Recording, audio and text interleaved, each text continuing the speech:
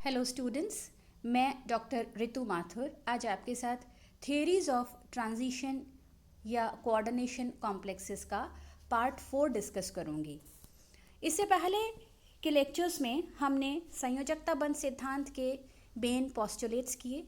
उसके बाद valence bond theory से रिलेटेड जो ऑक्टाहेड्रल कॉम्प्लेक्सेस हैं उनके कंसेप्ट्स हमने पढ़े। इसके अलावा हमने उस कंसेप्ट्स को ऑक्टाहेड्रल कॉम्प्लेक्सेस पर अप्लाई करके उनकी बॉन्डिंग को डिटेल में पढ़ा।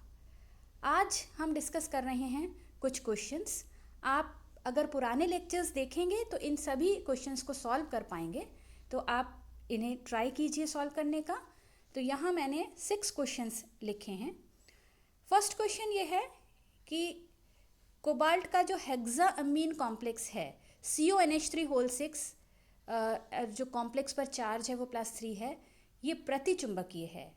लेकिन कोबाल्ट का एक और कॉम्प्लेक्स जो कि ऑक्टाहेड्रल कॉम्प्लेक्स है फ्लोराइड आयन के साथ बना है COF6 यानी कॉम्प्लेक्स पर ओवरऑल चार्ज -3 है, ये पैरामैग्नेटिक है। वाई?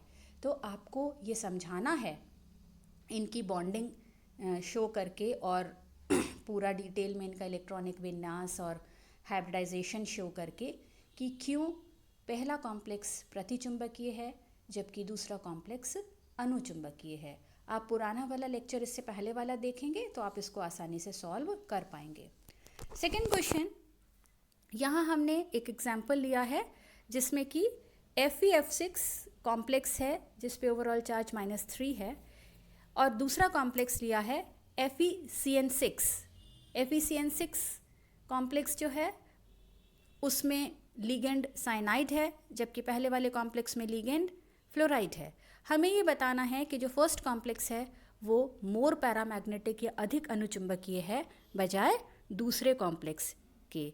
तो इसके लिए भी आप इनका पूरा बॉन्डिंग और हाइब्रिडाइजेशन शो कीजिए, और नंबर ऑफ अनपेयर्ड इलेक्ट्रॉन्स दोनों ही कॉम्प्लेक्सेस के आपको दिख जाएंगे। निश्चित रूप से जो फर्स्ट कॉम्प्लेक्स है उस पर नंबर ऑफ अनपेयर्ड इलेक्ट्रॉन्स ज़्यादा आ रहे होंगे और सेकंड में कम आ रहे होंगे, तो आपको विद रीज़न इसको एक्सप्लेन करना है। क्वेश्चन नंबर 3 ये है कि यहाँ एक कॉम्प्लेक्स दिया है FeCN6-3। ये इससे पहले वाला जो क्वेश्चन है क्वेश्चन नंबर 2 उसी का ही एक एक्सटेंडेड पार्ट हो सकता है। हमें ये बताना है कि इसका अनुचुंबकत्व एक अनपेयर्ड इलेक्ट्रॉन के करस्पॉन्डिंग है, यानी कि कॉम्प्लेक्स बनने के बाद में जो मेटल आयन है उस पर सिर्फ एक अनपेयर्ड इलेक्ट्रॉन रह जाता है। तो अगेन आप पूरा इलेक्ट्रॉनिक विन्यास और बॉन्डिंग आप शो कीजिए और ये समझाइए कि इसमें एक ही अनपेयर्ड इलेक्ट्रॉन कैसे आ रहा है। नेक्स्ट क्वेश्चन, यहाँ हमने फिर 2 कॉम्प्लेक्सेस लिए हैं आयरन के। एक वाटर के साथ H2O लिगेंड के साथ बना है और दूसरा साइनाइड के साथ बना है। कोऑर्डिनेशन नंबर 6 है, ऑक्टाहेड्रल कॉम्प्लेक्स है। हमें बताना है कि H2O लिगेंड के साथ बनने वाला जो कॉम्प्लेक्स है वो अधिक अनुचुंबकीय है यानी मोर पैरामैग्नेटिक है बजाय आयरन के साइनाइड कॉम्प्लेक्स के साथ में। ये हमें समझाना है कि ऐसा क्यों है। इसके लिए अगेन आप बॉन्डिंग और पूरा जो इलेक्ट्रॉनिक विन्यास है और हाइब्रिडाइजेशन है वो एक्सप्लेन कीजिए। निश्चित रूप से आप ये पाएंगे कि जो फर्स्ट कॉम्प्लेक्स है उसमें नंबर ऑफ़ अनपेयर्ड इलेक्ट्रॉन्स ज़्यादा आ रहे हैं और दूसरे कॉम्प्लेक्स में कम आ रहे हैं।